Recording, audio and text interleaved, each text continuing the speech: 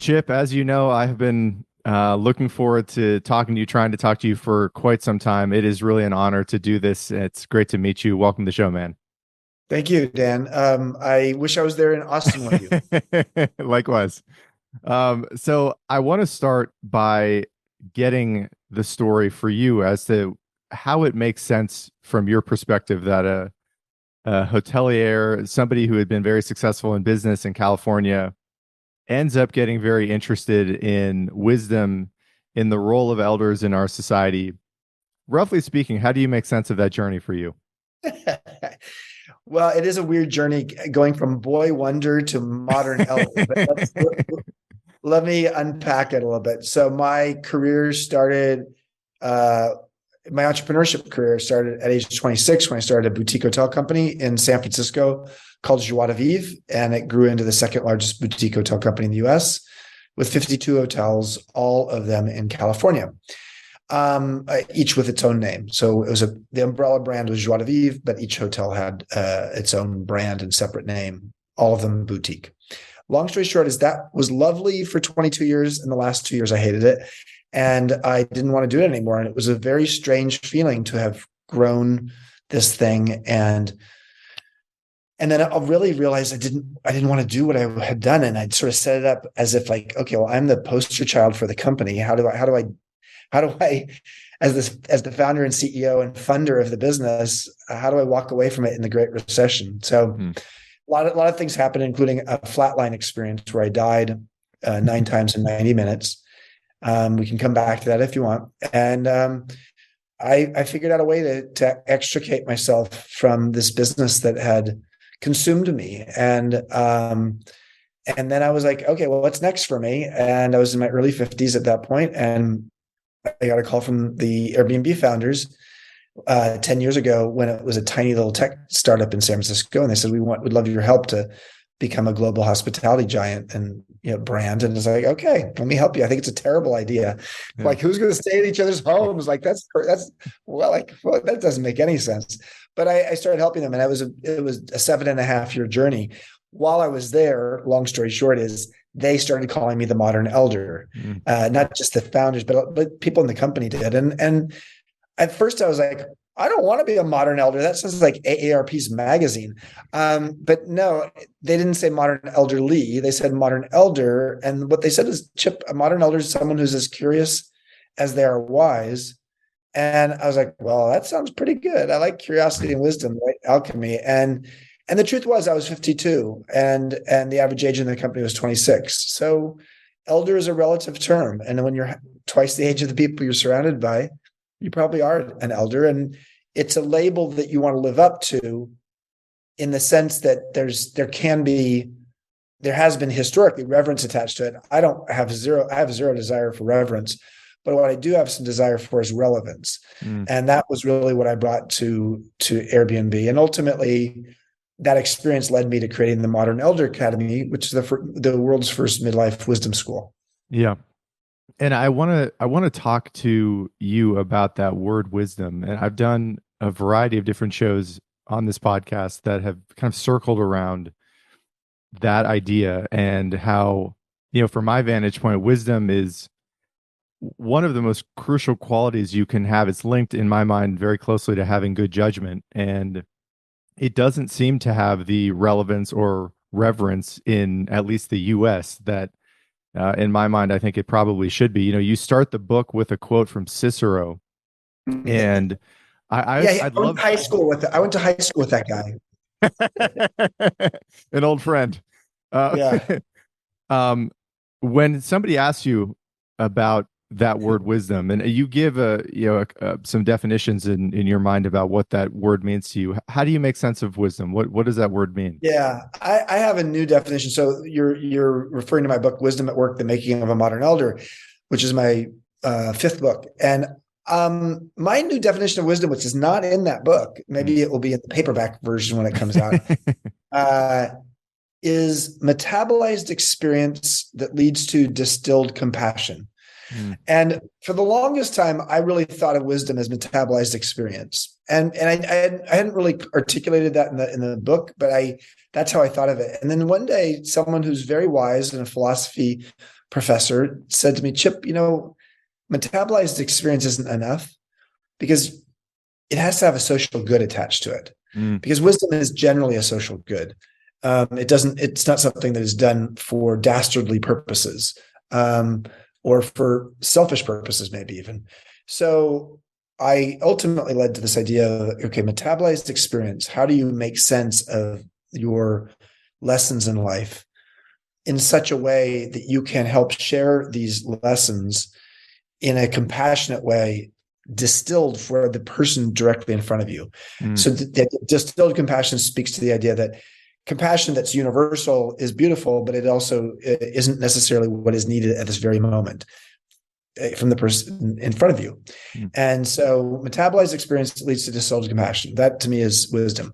Now, why is wisdom important? You're right. It's generally what's been the predominant learning phenomena of the last 100 years has been all about knowledge. Mm. You accumulate knowledge. Peter Drucker coined the term knowledge workers in 1959, no less, a year before I was born. And we're awash in knowledge, and all of that damn knowledge is on this little machine. Yeah. your smartphone, and Google has organized the world's knowledge. So we have overemphasized knowledge and underemphasized wisdom.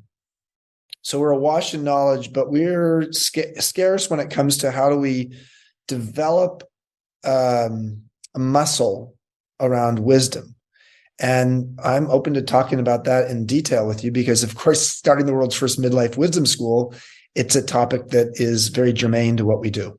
Yeah. And I know in doing, research for this conversation, and I think there's a lot of truth in this just general idea that a lot of wisdom comes through suffering in people's lives, and that people often need to learn the hard way, and that having a wise elder who has been through a lot can really help people avoid some of the landmines of life. And I have to ask you this because I've got you here about the major elements of the suffering that you've experienced. And I know there are many. You already mentioned one about your near-death experience where you flatlined multiple times, I think in St. Louis.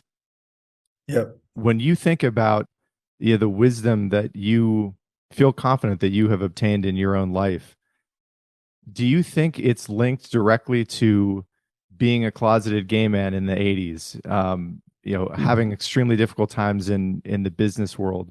What are the key elements in your life that you kind of look to as being character building moments, right? I've heard you say this in prior interviews as well, that the moments of highest difficulty often are in retrospect, kind of the crucible in which people's characters are really formed.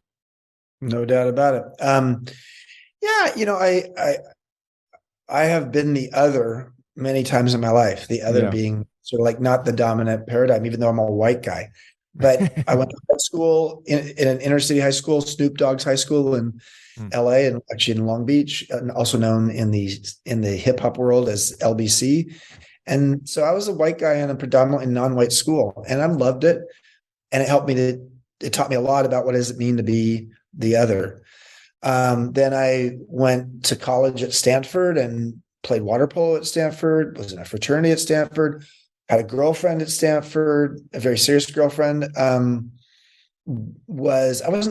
say closeted at that point was like, I think I wasn't even aware, to be honest with you. I was aware enough, but not completely, doing nothing about it. And it wasn't until between my first and second year of business school, I went straight from Stanford undergrad into Stanford Business School. I worked for Morgan Stanley in New York, and that's the summer of 1983 that I came out. And so now I was the other again in my business school, as someone who in my second year of business school came out publicly in my business school class, and then went to work for a real estate developer that was generally not a particularly fertile zone for gay people. It was a very machismo culture, and I did my best there. And then ultimately I started my own company. And when I started a company at age 26, I was a gay CEO and an out gay CEO. Mm. at a time where like in the mid 1980s, like that was pretty rare. Yeah. So I would just say, to back to your original premise here, was there, and then yeah, later I was again an other when I was the old guy amongst the millennials in the land of the millennials at Airbnb. So I've appreciated being the other a lot. I don't know. I don't know if there's a lot of suffering there, Mm. but what there has been is the sense of like, what does it mean to not be in power based upon my demographic? But instead, I had to be in a position where I could understand other people, be culturally curious enough, maybe empathetic and compassionate enough to know what it's like to be the other. So I would say, yes, I've skinned my knees. I've broken my nose. I'm talking about figuratively, not literally. And my greatest lessons have come from some of my deepest pain. Mm. But I actually think it's not just the pain that has created the lesson. It's been the empathy and the compassion that has been there as well. And, I think it's just made me a better leader ultimately. And, my life has really been about leadership. And I was student body president of that, inner city high school as the white boy. And so, yeah, and I was captain of our water polo team that became, and it was an All-American on that team. So there was a lot of history for me of being a leader. And I do believe a leader is a vulnerable visionary if they got it right. And it means that there's like this nice mixture of the vision that magnetizes people toward you and the vulnerability that allows people to be human in their workplace. Yeah. This is a subject I know that you talk about in Wisdom at Work as well, which is the really ancestral role of in human cultures for elders. And as I was getting more familiar with the work that you're doing in the Modern Elder Academy, I mean, to me it seems like this is an attempt to potentially have a bit of a paradigm shift in our country about the way elders are viewed. And I want to give a little bit of time to talk to you about what we know about from an evolutionary perspective, from a tribal perspective, what the role of of elders typically had been in human civilization. And maybe I'll just put that to you. It seems like many of the mistakes that we make, whether it be foreign policy, you've said this before about, you've worked extensively in the startup world, that a lot of the problems of initially successful startups end up being hubris. And that hubris is also found in other aspects of, American recent history. Maybe we can just start with what we know about what the role of the elder has been in tribal evolutionary history for human beings in general. Yeah, let's go back to indigenous tribal. The idea of an elder in the tribe was usually male, but not always. Some tribes did not exclusively have male elders. Bottom line was the elder was the one who sort of knew the spoken word traditions, because frankly, in many indigenous societies, that's all it was. Mm. You didn't have books. You didn't have so it was carried. Those traditions and that history was carried through voice. People saying things and language.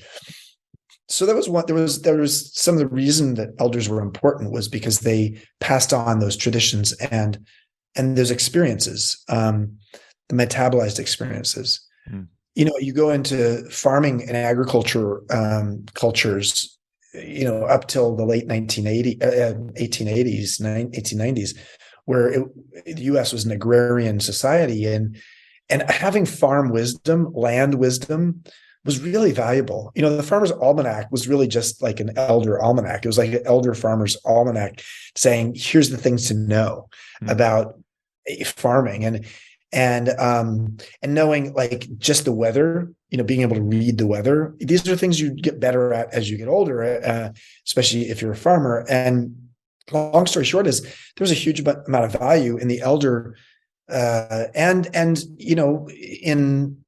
the 18th century and the 19th century, sometimes legislators and lawyers wore white wigs to make them look older, Yeah. because there was an element like that elder wisdom was valuable.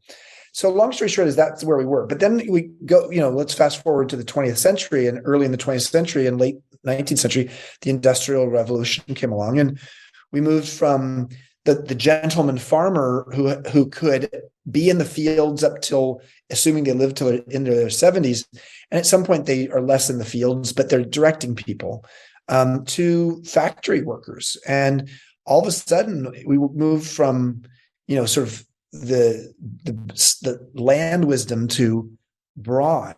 And it was like, who could be in a factory, who could actually move things around. And physical labor became an even bigger part of it. Not to say that farming doesn't have a lot of physical labor as well, but it actually had machinery that did some of the work. So you get to this industrial era that is the first half of the 20th century, and you have that as well as you have the Great Depression. The Great Depression led to a 25% unemployment rate, and FDR's brainstorm of like, okay, let's create Social Security was partly out of measure of just like compassion for older people, but it was also a way to get the older people out of the workforce. Yeah. The workforce had shrunk. So in order to actually get young people jobs, you needed to have older people retire, and therefore you needed to create a safety net. So the combination of going industrial as a society, and then the Great Depression leading to Social Security and pensions becoming more predominant, led to the idea that retirement, which technically speaking is about literally going out to pasture, being, withdrawing into seclusion, became how we thought of our elders.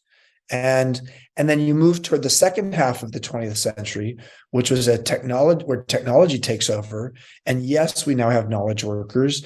And yes, we have new computer languages. And yes, digital natives are more and more prized. And the older you are, the less you are a digital native. And it doesn't mean that you can't be a really proficient IT person in your 60s. You can. The people who built the internet were boomers.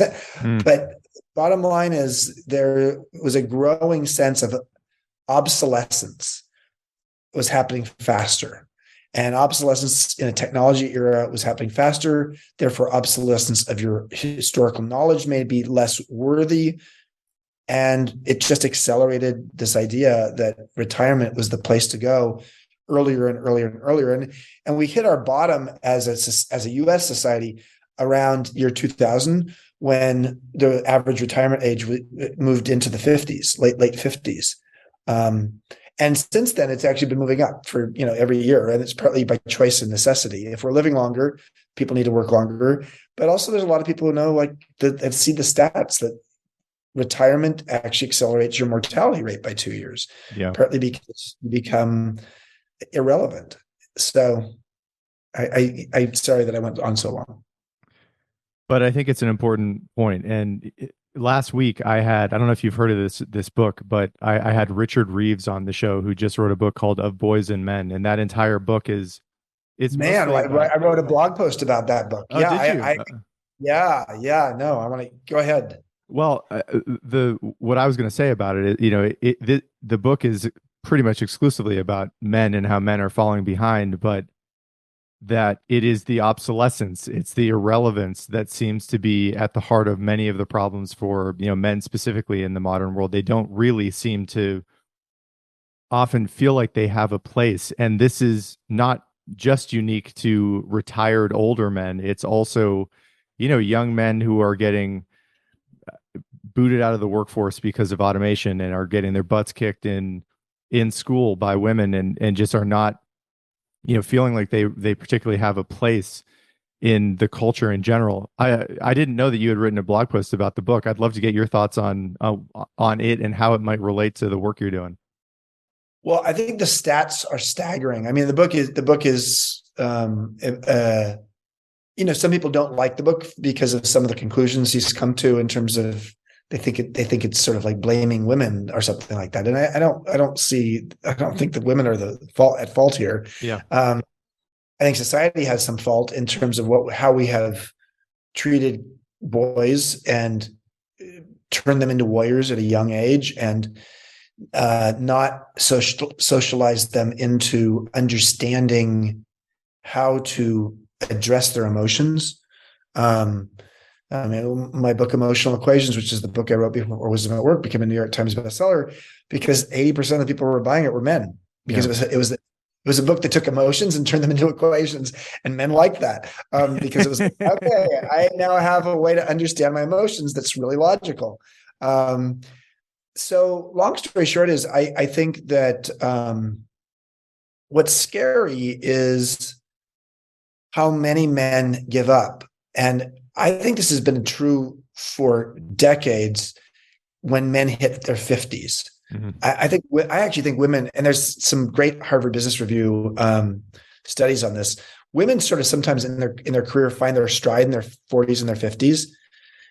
Men, on the other hand, they sort of like they hit their apex and they're on the downslide. And there's a lot of reasons for that. What's scary about the book and some of the premises in the book is like, man, it's almost like you have your apex at age 10 or 14 or something like that. And then it's all downhill. And it's, I think that it's epidemic proportions at this point. I would say that it needs to be solved. And without solving it, I think we have a continuing divisive US and a polarized US, because actually when you feel irrelevant, you feel disaffected. When you feel disaffected, you're likely to believe in conspiracies and go in a direction that sort of feels like the world is out to get you. I'm not, I'm not meaning to get political here, because I don't really want to sort of take a side on, Republican versus Democratic. But what I want to say is that it is not healthy for a society to have a group of people, whether it's due to the color of the skin, their sexual orientation, their gender, feeling irrelevant. And I think what has made this more acute is that for many of the other, if it's women or gay people or Black people, there was a history of them being the other and not having power. Mm. As they've come more into their own, there's an element for men, they're falling from high. They're falling from an apex place. And therefore, the slide feels more significant. And their ability to process that slide is even more problematic, because especially white men, straight white men, are the most bottled up in their emotions. I don't have data on this one, though. I have a lot of data on this stuff, but I don't have data on this one. But I would believe it, partly because when you look at the suicide statistics, it is, very much midlife. I mean, it's gone up everywhere, but midlife white men, has gone up the most amongst midlifers who are committing suicide. Suicide. I know Richard makes this note close to the beginning of the book that like men make up something like 3 out of every 4 deaths of despair. And I don't know if he goes into the specifics of the age range of that, but 75% of the people who are dying from overdoses and suicide are men currently in the US. And I'd love to maybe pivot from this to the Modern Elder Academy and what the goal of it is. It was astonishing to me in getting more familiar with the work of the Academy that it doesn't seem like anything like this exists elsewhere in the world, which is kind of amazing. I know it started in 2018, if I remember correctly, but the general gist of the inspiration for you for why you wanted to do it, what are the primary goals of the Academy? Well, let me go. I mean, a beautiful bridge. I don't know if you knew this bridge, but part of the reason I started the Academy is because I lost 5 male friends to suicide during the Great Recession. All of them between age 42 and 52.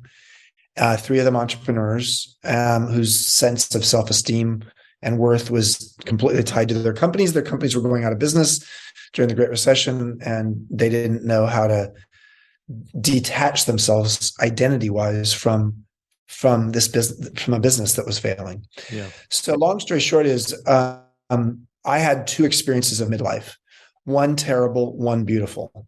The terrible experience was that period when I didn't want to be running this boutique hotel company anymore.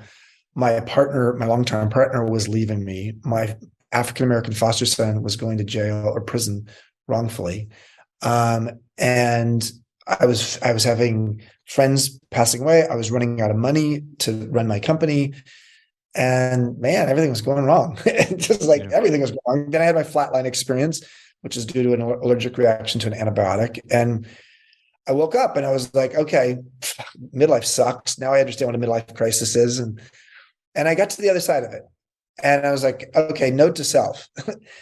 I got to really study midlife at some point because I think this is a tough period. Now, little did I know at that time, there was going to be social science research coming out soon after that showing the U curve of happiness, and that 47.2 is the low point of happiness across almost all cultures.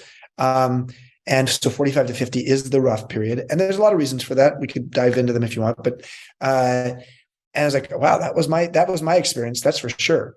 Mm. So let's now move on. And I moved on to like having amazing midlife in my 50s with Airbnb and seeing relevance and feeling my wisdom. So at the end of my stint of full-time work at Airbnb, I took a step back, came down here to Baja where I had a home on the beach. And I said, man, midlife is really interesting. Midlife, it can be really bad. It can be really good. They called me a modern elder. Wisdom is starting to, ferment in me. I got to write a book about this. So while I was writing the book here in Baja, about an hour north of Cabo San Lucas, for those who know Southern Baja, I had this epiphany one day running on the beach. I had a Baja aha. Mm-hmm. And my Baja aha was, why don't we have midlife wisdom schools? We have, middlescence is a term that's not well known in the pop culture mainstream, but its sociologists have been using it for 20 years to describe this middle of life when you're going through hormonal, like think for women, menopause, for men, andropause. You're going through hormonal, physical, emotional, and identity transitions. And similar to adolescence, you're going through all those transitions as well. And so what came about was this idea like, well, why don't we have a school? We have prep schools for adulthood and college. What if we were just have prep schools for elderhood, which in elderhood, it could last 30 or 40 years. It's a term that defines that you're older than the people around you. So that's really how MEA came about. We have now 3,000 alums from 40 countries and 26 regional chapters around the world. And the real pillars of our program is definitely wisdom. But the four curriculum pillars that are based upon social science are: how do you reframe aging, your relationship with aging? How do you shift from a fixed to a growth mindset based upon Carol Dweck's work at Stanford? How do you navigate midlife transitions? And how do you embrace and empower a regenerative lifestyle when it comes to your purpose, but also when it comes to the planet? And we have created regenerative residential communities built around farms, regenerative farms or ranches in Baja, as well as now in Santa Fe, New Mexico. Yeah. So that's what we're doing. And I want to get into, for people that hear about this, right? I mean, for me, it was a bit of an aha moment of even learning that something like an academy to try to encourage the status and the direction and the purpose of elders in our society to go through some of these transitions and just stay healthy and relevant. And I was thinking about this too. A couple of years ago, I started a mentorship program at my high school in trying to connect people who are roughly my age in their mid to late 30s with teenagers who are interested in business or law or podcasting or whatever, and attempting to make those connections earlier, because I was imagining how much I would have, I think, benefited from the knowledge and the wisdom of people who were older than me. And it was a small attempt to try to help provide some of that compassion and that wisdom to the younger generation. I know, you just said this, that so much of retirement seems to be putting out old people to pasture, waiting for them to die. And these are often people, my parents are on the cusp of retiring. My dad is still working, but my mom recently retired. And these are people who have raised children, who have run businesses, and you can multiply that by the millions in America. And I think so many people are just full of good advice and stories and knowledge and wisdom that they can pass along to younger people. But I know you must know the data on just the loneliness that so many people seem to be experiencing now with um, the rise of so many of the distractive technologies and other factors that are happening in the country. I have to imagine you have thought a good deal about this. I think the academy is amazing. How do we get, just ordinary people, right? Like I was thinking about whether a grassroots, widespread,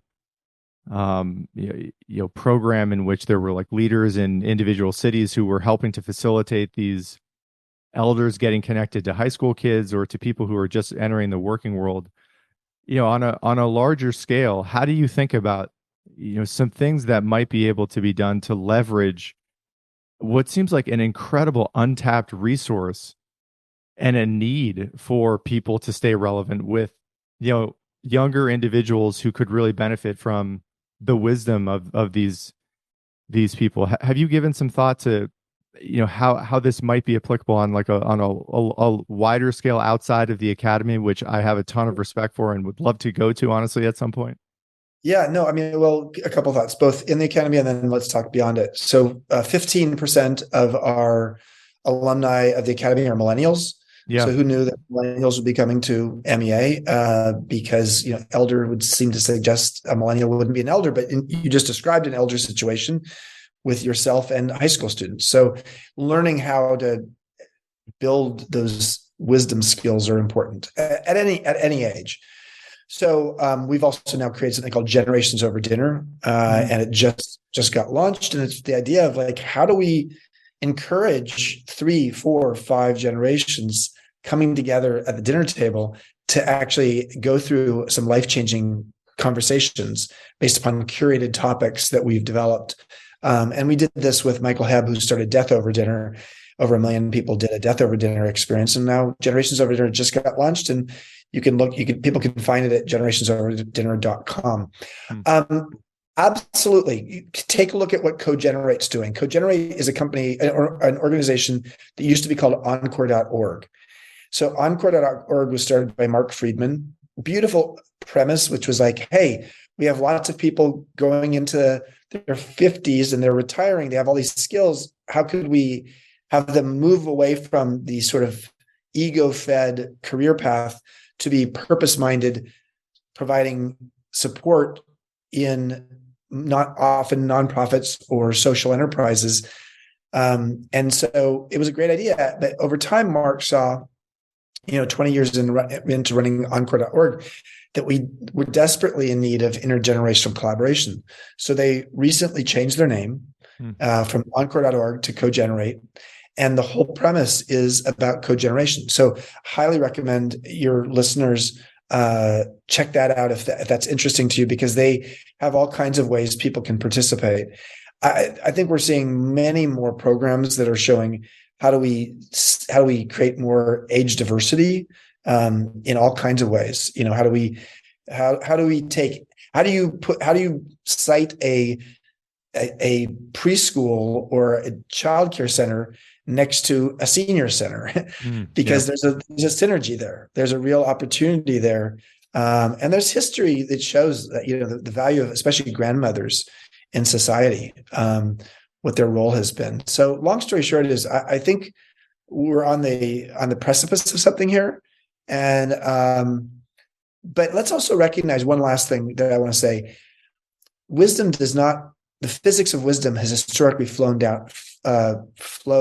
downhill, old to young. Yeah. I think the physics of wisdom have changed.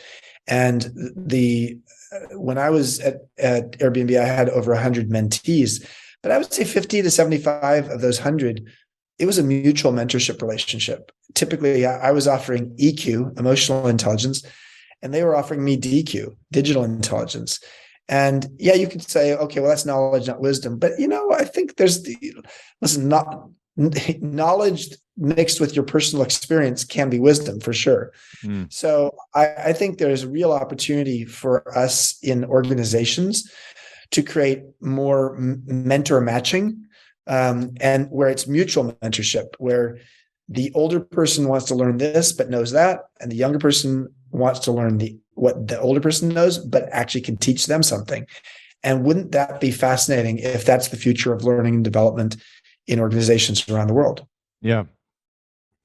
This is another, aspect of, in doing research for this conversation that I gleaned from some of your conversations, which is seemingly your interest in Carl Jung, and is it also very much an interest of mine. I've said this before on the show that one of my favorite podcast interviews I've ever done is with Jim Hollis, who's one of the most eloquent, Yeah. prolific writers of Jungian thought. And it reminded me in hearing your story, and I think you were mentioning this right around the time you had your flatline moment, that I think it's a Joseph Campbell line that, you can spend your life climbing a ladder only to realize you've leaned it against the wrong wall. And that, to me, this is one of the most crucial pieces of wisdom that young people especially can potentially really save a lot of time and heartbreak and misery contemplating before they commit to 10-year endeavors, 20-year endeavors, grad school, that are leading them towards a profession and a lifestyle that really don't resonate with them. And I guess maybe if we could just talk about your reflections on that, because I have to imagine, like so many successful people from the outside, when you were in your early 50s and people saw your life and what you had accomplished and where you had graduated from school, most people must have thought, this man is the definition of success. And you mentioned this, that you had friends that during the Great Recession had committed suicide. One of them I know was named Chip, and it Yeah. was in it must, and that you also, if I remember correctly from these conversations, you were living in San Francisco and the thought of jumping off the Golden Gate Bridge had crossed your mind. Yep. um what have you learned from that trajectory of your life, which did lead you to some fame and some wealth and some respect, inevitably, in the Bay Area and in the country, but internally, it seemed like, and it's not just because of work, but it's that can have a huge effect on the kind of person you're becoming and the kind of stress that you're carrying. What have you learned? What if you were talking to a young person who was a young Chip who was just graduating from business school or just graduating from college and was beginning their professional journey, what would you say to them, given your own experience that led you to what seems like external esteem but internal revolution or depression, or just not a calm state? I'd love to Yeah. get your thoughts on that. That was a lot there. Yeah. So let me try to focus on a few of those things. Number one is, I will say that I made a conscious decision coming out of in my second year of business school. I had come out the summer before. I was second year of business school. Morgan Stanley wanted me back. A lot of companies wanted me back or wanted me to join them. And I went to work for a job for $2,000 a month, $24,000 a year out of Stanford Business School in 1984, when I had offers for $100,000 a year. And then I decided to start a company called Joie de Vivre, Joy of Life. That's the mission of our company. So I will say that while I knew I wanted to be an entrepreneur and I wanted to do something on my own, and I loved boutique hotels when I started to get to know them, and I really took an unusual path. Mm. So I'm proud of myself in terms of some of the choices I made that were very personal, Yeah. not mainstream. And I remember going to my business school reunion maybe 10 years after graduating, and just seeing how many people admired me, even though I was the youngest person in the class. Second youngest person was Seth Godin, my partner in crime during business school. And I think what I really felt was like they were not necessarily in a midlife crisis yet, but they could feel how much they had sort of sold out and done the McKinsey or Morgan Stanley or, whatever it was, Mm, the job that is sort of expected. And so where I think I struggled was not that. Where I struggled was this element of like, okay, I was attaching too much of my sense of self-esteem to my work. mm, I went on a different path. And yet my sense of definition of myself, my identity was based upon being the founder and CEO of this, fast growing company that got a lot of press and et cetera. And it was a, cultural role model for a lot of other companies. And so I think what I at some point when I was about 22 years into it and not realizing I wasn't enjoying anymore, and we had 3,500 employees, and I realized that what the way I started the company was based upon creativity and freedom, and that's what I was seeking. mm, And at age 47, I wasn't feeling much creativity or freedom anymore, mm, and so there was that. Then there was also this recognition that, to speak to Carl Jung, who believed that you can't live the afternoon of one's life based upon the rules of the morning. And he said a couple of key things, as did Richard Rohr, a famous Christian mystic who's still living, who is actually came to MEA as a student, yeah. amazingly. Um, what they both said was that, the primary operating system for the first half of your adult life is your ego. And for your second half of your adult life, it's your soul. And it is around midlife that you are making this primary operating system change. And usually because of a bunch of circumstances in your life, they're sort of fucked up. Excuse my language. Mm, Um, and I think that was really a revelation for me to realize, man, I'm so tired of my ego. I'm so tired of being led by my ego. I'm so tired of having that be the operating principle for how I operate in my life, that yeah, no one taught me how to do this operating system change, but I did do it. And what Airbnb afforded me was the opportunity to right size my ego, because all of a sudden I went from being the CEO and, the marquee headliner in the company, to being the, not the sage on the stage, but the guide on the side, mm, who was helping the founders, steer their rocket ship, but I wasn't getting a lot of attention for it. So that required in the first year some real shifting in me. Another thing that, Carl Jung said was the idea of, the first half of your life is about accumulation and the second half of your life is about editing. Totally believe it. And mm, there's a point around midlife where you start to realize, I need to get rid of the baggage that isn't serving me anymore. The mindsets, the identities, the responsibilities, frankly, sometimes the people in my life. And that was another thing I did. So I would just say my definition of success changed in the sense that it wasn't so ego driven. Interestingly, I'd spent 24 years running this company. Any money I was making, I put back into the company. So it was like, and then I sold the company for like a fraction of what it was worth because I just wanted to get out of it. mm, So in some ways, people are looking like, what an idiot.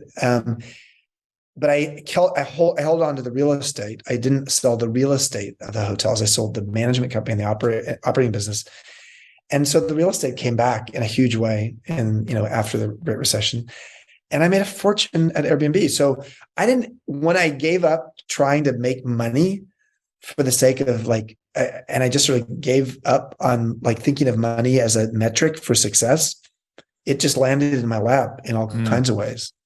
And then I've used that currency, that money, to focus not on ROI, return on investment, but instead of ripples of impact. And the ripples of impact of MEA as a social impact, social entrepreneur organization, social enterprise, where I don't pay myself and I've funded everything and I love it. And over half our people who come are on some form of financial aid. So we have socioeconomic diversity. I feel more successful mm, than ever, but it is my soul that feels that sense of fulfillment. mm. And my reading of Jung is that is almost an inevitable sequence, that you need that ego development, right? To Sure. be able to navigate as an individual in the world. So that, and I so identify with this as well, that, when you're young and ambitious and hungry and maybe have a chip on your shoulder, and you want some respect, that you'll inevitably have your ego driving a lot of your decisions. And then you get to a certain point where that no longer is serving you, and there's a switch over to, giving yourself different types of nutrients, maybe that you hadn't been feeding yourself for a long time, that are just much more wholesome and nourishing. I know we're getting towards the end of the conversation, and I want to spend some time, at the end here, talking about the regenerative communities. And this, to me, it seems quite new, what, your work in this. And that I know I've heard you say this on other podcast interviews, that, another area of disruption that you see as being ripe for change is the old folks homes and the retirement communities, Retirement and how, communities, senior yeah, living. Yeah. senior living. And that I don't know anyone who is not yet in a situation like that, who is looking forward to being basically put in a prison for old people waiting to die. Um, so I just want to give you an opportunity to kind of introduce the idea of what you're trying to do and how you think this might make people's lives better, and change the culture in general. Well, let's look at the two words, retirement versus regeneration. So retirement, technically, the etymology of it means to withdraw into seclusion. The way we look at it as going out to pasture, we do an age apartheid, meaning we separate the old people from everybody else and put them in a place where they feel like they're not old, because everybody's old. And yeah, there's all kinds of forms. There's luxury versions of that. There's middle class versions of that, and then there's nursing homes, which are, pretty scary places, especially during COVID. And so, long story short, is our way of warehousing people later in life and segregating them it's just sort of inhumane, to society and to them. And some people, like my parents, love being in the retirement community they're in, so they're fine with it. And there are going to be people who are going to still want to be in a retirement community, but it's getting smaller and smaller and smaller, because they haven't really figured out how to make them intergenerational, etc. So the word regeneration comes from the idea of to actually rebirth something, and it's often thought of in the context of agriculture and land. Regenerative agriculture is about rebuilding and regenerating the soil, so that monocropping and things like that, deaden the soil. How do you bring it back? And it's a huge part of, climate change theory, that like regenerating the soil of the planet has a huge impact on sequestering carbon, etc. Long story short is, what if you created a regenerative community where there's a regenerative farm or a ranch? So you're sort of getting back to the soil, and you live there with a collection of other people who such that you have potlucks once a week, and you may go out and hang out in the farm and harvest there, and you have your own gardens that you have herbs in your gardens. And the community is based upon 4 pillars of regeneration: regenerating the soil, regenerating your soul through programs that we offer there, regenerating the community such that everybody in your community, but also the locale. You're actually investing in the locale. Wouldn't it be nice to have like a free co-working space for younger entrepreneurs at this generative community, so that you have this weird, interesting mentorship thing going on there? And then finally, regenerating purpose. So to regenerate one's purpose is, I think, one of the most important things that helps create a long, happy life, a long, happy, healthy life. And so all these forms of regeneration are built into our program. And our first regenerative community is right near the campus here in Baja, 26 homes around a farm, sold out overnight without even any plans, all just from alumni. And now we are looking at 2 regenerative communities in the Santa Fe, New Mexico area, as well as 2 quite large academies So, yeah. Yeah. I know you've spoken to this too, that, as religion has sort of receded in its influence in the culture and the meaning that it had once provided to, tens of millions of Americans, that in my mind, there is a gaping hole for a need that people have, to fill some of that, to bring some of the meaning back into their life. And that, in my mind, that has already had some positive effects where people get deeply embedded into their, yoga communities or their TED talks. But also, from my lights, it seems like a lot of the tribalism and politics has really taken over some of that space as well, where people are identifying with their political tribe in a way that's kind of linked with the fervor that used to be associated with their religiosity. Maybe we can close on this of what you would view, right? This is a long-term project, and it's not going to happen overnight. But if if you're able to have the kind of effect that you would like to, in along with your coworkers and the people who work for you, how do you think America would change if we, heeded to some of the advice of our elders, if we respected and nurtured our elders in a way that we don't right now? How do you envision the country would be different? What kind of a civilization shift might occur um, if you're able to have the effect that you might like to have? Yeah, I think the effect I want to have is not so much respecting and revering the elders, nor giving elders more power. Look at Washington, D.C. It's full of damn elders, on both sides of the aisle, but especially on the Democrats. I mean, I'm a Democrat, but look at our leadership. So I don't know that my solution here for society is more power to the elders. I do think it's more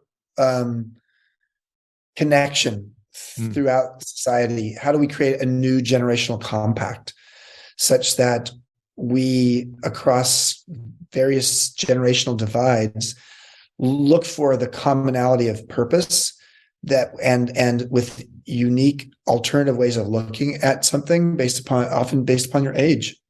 And how do we solve these problems together? And that to me is the real opportunity. And then that's sort of societally and from a socio-political perspective and cultural perspective. But then in companies too, Uber, Travis got thrown out. Elizabeth Holmes got thrown out of Theranos. Adam Newman got thrown out of WeWork. All three of them could have used a modern elder by their side, or at least, if they had one, could have listened to that modern elder a little bit more. Not because the modern elder had all the answers, maybe because that modern elder had lots of good questions. And to me, a modern elder who's doing their job is this beautiful alchemy of curiosity and wisdom. And sometimes it's the curiosity of asking questions that help Adam Newman see his blind spot. And damn, he had a big blind spot. And it wouldn't it have been nice if there had been someone with Adam. And I mean, I was lucky enough with Brian Chesky, that he had some blind spots, but he's the CEO of Airbnb. And for 7.5 years, I was his primary in-house mentor. Thank God that he wanted that mentorship. And thank God I learned from him as well, because he is now the CEO of the most valuable hospitality company in the world. And if you told me that 10 years ago when I first started working with him and the company, I would have said, I don't even know if I should spend time on this. I don't know if this business is going to work. And Brian has a lot of hubris. Where's the humility? But he had the humility to be comfortable enough and confident enough to have me by his side as a longtime CEO of a hospitality company who wasn't trying to take his job. Yeah. And it worked. It worked. And I think that model can work over and over again. Fair enough. Chip, I know it's your birthday. And I want to just say thank you for giving me the time, especially on a day like today. I love what you're doing. I love your work. It's a real honor to be able to do this, man. Thanks so much for the time. Thank you, Dan. Thanks to your community for being interested in this topic. My pleasure.